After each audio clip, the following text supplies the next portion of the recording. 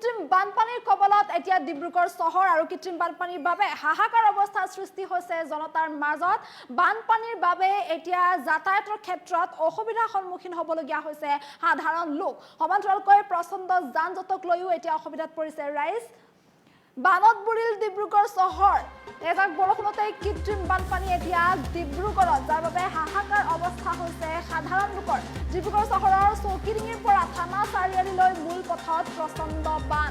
এককাল পানীত বুৰ গ'ল চহৰৰ মানকটা পথ যাৰ বাবে এতিয়া হাহাকাৰ অৱস্থাৰ সৃষ্টি হৈছে কৃত্ৰিম বানত হাহাকাৰ অৱস্থা চহৰবাসীৰ যথেষ্ট অসুবিধাৰ সন্মুখীন হ'বলগীয়া হৈছে এতিয়া চহৰবাসী বানৰ বাবে প্ৰচণ্ড যান-জঁটৰ সৃষ্টি বানৰ বাবে এতিয়া যাতায়াতৰ ক্ষেত্ৰত যথেষ্ট অসুবিধাৰ সন্মুখীন হ'বলগীয়া হৈছে জিলা প্ৰশাসনক শীঘ্ৰে ব্যৱস্থা গ্ৰহণৰ দাবী উত্থাপন কৰিছে ৰাইজে ডিব্ৰুগড়ত এতিয়া কৃত্ৰিম বানপানী আৰু কৃত্ৰিম বানপানীৰ বাবে যথেষ্ট অসুবিধাৰ সন্মুখীন হ'বলগীয়া হৈছে এইদৰে সমগ্ৰ বাট পথ এইদৰে পানীৰ মাজত বুৰ যোৱা দেখিবলৈ পোৱা গৈছে যাৰ বাবে ৰাইজৰ হাহাকাৰ অৱস্থা হৈছে বানৰ বাবে এতিয়া যান-জঁটৰ সৃষ্টি হৈছে প্ৰচণ্ড যান-জঁটৰ বাবে অহা যোৱাত এতিয়া অসুবিধাৰ সন্মুখীন হৈছে সময়মতে নিৰ্দিষ্ট স্থান বা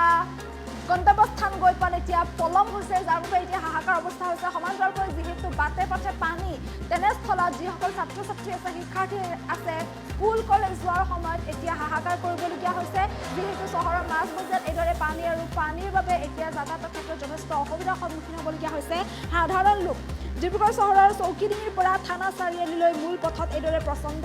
বানৰ সৃষ্টি হৈছে এককাল পানীত বুৰ গৈছে চহৰৰ মানকটা পথ যাৰ বাবে এতিয়া হাহাকাৰ পৰিস্থিতিৰ সৃষ্টি হোৱা দেখিবলৈ পোৱা গৈছে আৰু প্ৰচণ্ড বানৰ বাবে বা এনেধৰণৰ কৃত্ৰিম বানপানীৰ বাবে এতিয়া কণ ল'ৰা ছোৱালী বিদ্যালয়লৈ যাবলৈ কলেজলৈ যাবলৈ এতিয়া হাহাকাৰ কৰিবলগীয়া হৈছে বা নিজৰ কৰ্মস্থলীলৈ যাবলৈ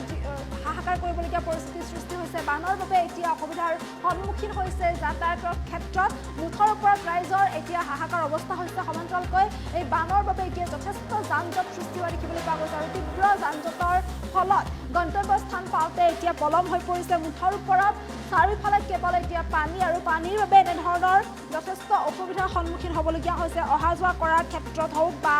অন্যান্য ক্ষেত্ৰত এতিয়া যথেষ্ট অসুবিধাৰ সন্মুখীন হৈছে ৰাস্তাৰ কাষত বা আশে-পাশে যিসকল বেপাৰ বাণিজ্য কৰে বানপানীৰ বাবে তেওঁলোকৰ বেপাৰ বাণিজ্য এতিয়া বন্ধ হৈ আছে মুঠৰ ওপৰত সেইসকল লোকৰো এতিয়া হাহাকাৰ অৱস্থাৰ সৃষ্টি হোৱা দেখিবলৈ পোৱা গৈছে কৃত্ৰিম বানপানীৰ ফলত এতিয়া যথেষ্ট সমস্যাত পৰিছে ডিব্ৰুগড়বাসী ৰাইজ যাৰ বাবে এতিয়া জিলা প্ৰশাসনৰ ওচৰত দাবী উত্থাপন কৰিছে শীঘ্ৰে জিলা প্ৰশাসনে কোনো ব্যৱস্থা গ্ৰহণ কৰিব লাগে আৰু এই ব্যৱস্থা গ্ৰহণৰ দাবী উত্থাপন কৰি এতিয়া এইদৰে আহ্বান জনাইছে স্থানীয় ৰাইজে কিয়নো এই কৃত্ৰিম বানপানীৰ ফলতে এতিয়া হাহাকাৰ অৱস্থা হৈছে বেপাৰ বাণিজ্য কৰাৰ ক্ষেত্ৰত অসুবিধাত পৰিছে ফুটপাথতে হওক বা মূল পথৰ আশে-পাশে হওক যিসকলে বেপাৰ বাণিজ্য কৰি আহিছে তেওঁলোকৰ এতিয়া কৃত্ৰিম বানপানীৰ ফলত অসুবিধা হৈছে তেওঁলোকে বেপাৰ বাণিজ্য ভালদৰে কৰিব পৰা নাই যাৰ বাবে এতিয়া তেওঁলোক সমস্যাত পৰিছে যিহেতু তেওঁলোকে সেইদৰে পৰিয়াল পোহপাল দি আহিছে তেনেস্থলত বেপাৰ বাণিজ্য নহ'লে তেওঁলোকে কি কৰি খাব কেনেকৈ খাব তাক লৈ এতিয়া বিভিন্ন ধৰণৰ সমস্যাৰ সৃষ্টি হোৱা দেখিবলৈ পোৱা গৈছে সমান্তৰালকৈ যিহেতু চৌকিডিঙিৰ পৰা থানা চাৰিআলিলৈ এই মূল পথতেই প্ৰচণ্ড কৃত্ৰিম বানৰ সৃষ্টি হোৱা দেখিবলৈ পোৱা গৈছে যাৰ ফলত তীব্ৰ যান-জঁটৰ সৃষ্টি হোৱা দেখিবলৈ পোৱা গৈছে যান-জঁটৰ বাবে এতিয়া যথেষ্ট সমস্যাত পৰিছে বাহনসমূহ বহু সময় ধৰি আবদ্ধ হৈ থাকিবলগীয়া পৰিস্থিতিৰ সৃষ্টি হোৱা দেখা যায় বা বহু সময় এখিনি ঠাই পাৰ হওঁতে বা একেখিনি ঠাইকে পাৰ হওঁতে বহু সময় কোনো অঞ্চল এটা এক ব্যস্ততাপূৰ্ণ পথ যিটো চৌকিডিঙিৰ পৰা ডিব্ৰুগড় টাউনলৈ যোৱা যিটো ৰাস্তাটো বৰ্তমান আজিয়ে নহয় এজাক বৰষুণ নহয় মাত্ৰ কেৱল এঘণ্টা বা দুঘণ্টা বৰষুণ দিলে এই পথটোৰ পৰা জৰাজীৰ্ণ অৱস্থাত পৰি পৰে আৰু এই পানী নুশুকা প্ৰায় 5 ঘণ্টা 6 ঘণ্টা যিমান ৰ'দ দিলে পানী নুশুকায় আৰু এই ঘটনাটো কেৱল এই 2 এদিনৰ কথা নহয় এইটো প্ৰায় আজি 3-4 বছৰৰ পৰা কিন্তু এই বস্তুখিনি এনেকুৱা হৈ আছে যেতিয়া এজাক এঘণ্টামান বৰষুণ দিয়ে তেতিয়া এইখিনি পানী জমা হোৱা দেখিবলৈ পোৱা যায় যাৰ ফলত সাধাৰণ ৰাইজৰ যথেষ্টখিনি হাৰাশাস্তি তেখেতৰ সন্মুখীন হ'বলৈ হয়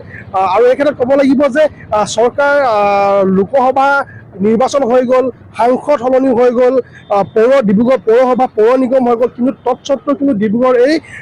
পানী জমা হোৱা পথটো কিন্তু ইয়াৰ নিৰূপায় ব্যৱস্থা খালী চৰকাৰখনে বা ডিব্ৰুগড় পৌৰ নিগম তথা অসমৰ তথা আমাৰ ডিব্ৰুগড়ৰ যিজন কেন্দ্ৰীয় মন্ত্ৰী সৰ্বানন্দ সোণোৱাল নতুনকৈ সাংসদ তেখেত জয়লাভ কৰা সৰ্বানন্দ সোণোৱাল কিন্তু বৰ্তমান পৰ্যন্ত কিন্তু এই পথটো কিন্তু কোনো ধৰণৰ ব্যৱস্থা ল'বৰ কাৰণে আমি ব্যৱস্থা লোৱা দেখা নাই গতিকে আমি ছাত্ৰ সন্থাৰ তৰফৰ পৰা তথা সমগ্ৰ ৰাইজৰ ডিব্ৰুগড়বাসী ৰাইজৰ তৰফৰ পৰা এটা কথা ক'ব বিচাৰোঁ, ডিব্ৰুগড় চহৰখনলৈ যোৱা একমাত্ৰ পথে হৈছে এই চকীডিঙি থানা চাৰিআলি সংযুক্ত পথটোত, যিটো পথত বৰ্তমান ছাত্ৰ ছাত্ৰী অভিভাৱকৰ পৰা আদি কৰি সাধাৰণ ৰাইজ অহা যোৱা কৰাত যথেষ্টখিনি অসুবিধাৰ সন্মুখীন হৈছে। গতিকে এই পথটো নিৰ্মাণ কৰাৰ ক্ষেত্ৰত বা ইয়াৰ পানীখিনি ওলাই যোৱাৰ ব্যৱস্থা কৰিবৰ কাৰণে আমি ডিব্ৰুগড় প্ৰশাসন তথা চৰকাৰক আমি আহ্বান জনাইছোঁ। ডিব্ৰুগড় পৌৰসভাৰ যেতিয়া পৌৰ নিগম হ'ল, তেখেতলোকে বিভিন্ন স্থানত বিভিন্ন কাম তেখেতলোকে কৰি আছে। ৰাস্তা কিনাৰে কিনাৰে তেখেতলোকে নলা নৰ্দমা বা অৰ্থাৎ ড্ৰেইনৰ ব্যৱস্থা কৰিছে, কিন্তু ড্ৰেইন বনোৱাৰ পাছতো এই পানীখিনি আজিলৈকে কিন্তু ওলাই যাব পৰা নাই কিয়? যদি ড্ৰেইন বনাইছে বা ইয়াৰ পানীখিনি জমা হোৱা পানীবিলাক যদি ওলাই যোৱাৰ ব্যৱস্থা কৰিছে, তেতিয়াহ'লে পানীবিলাক ওলাই যোৱা নাই ক'লৈ, কিয় ওলাই যোৱা নাই? ইয়াৰ বাট কিয় মুকলি কৰি দিব পাৰে? তেতিয়াহ'লে ডিব্ৰুগড় প্ৰশাসনে তেতিয়াহ'লে বা ডিব্ৰুগড় পৌৰসভাই নিশ্চয় ক'ৰবাত নহয় ক'ৰবাত তেতিয়াহ'লে ভুল কাম কৰি আছে। এবাৰ অনুকিয়াবলৈ তেখেতলোকক আহ্বান জনাইছোঁ, ভুলখিনি কুটি শুদ্ধ কৰিবৰ কাৰণে আমি ছাত্ৰ সন্থাই তেখেতলোকক আহ্বান জনাইছোঁ। আজি ৰাতিপুৱা দেখি বৰষুণ দিলে, তাতে আমি লগে লগে ধৰি ল'লোঁ আজিতো অৱস্থা বেয়া হ'ব আমাৰ। তাৰমানে ইয়াত অকণমান পানী দিলেই পানী জমি যায়, কেলৈ জমি যায় নাজানো, টেকন'লজিৰ বেপাৰটো এইটো আমি জেনেৰেল পাব্লিকে ক'ব নোৱাৰিম। কিন্তু আমি প্ৰতি বছৰ প্ৰতি সময়ত ভুগি থাকোঁ, পানী দিলেই ভুগোঁ। আৰু এইটোৱে চৰকাৰৰ ওচৰত আমি এইবাৰ নতুন চৰকাৰৰ ওচৰত আমি এইটোৱে আশা কৰিম যাতে সেইখিনি সমস্যাৰ সমাধান কৰে। এইখিনি নালা চাফা উফা এইবিলাক কৰাৰ কাৰণে যিখিনি দায় দায়িত্ব আছে সেইখিনি ঠিক ঠাক হ'ব লাগিব।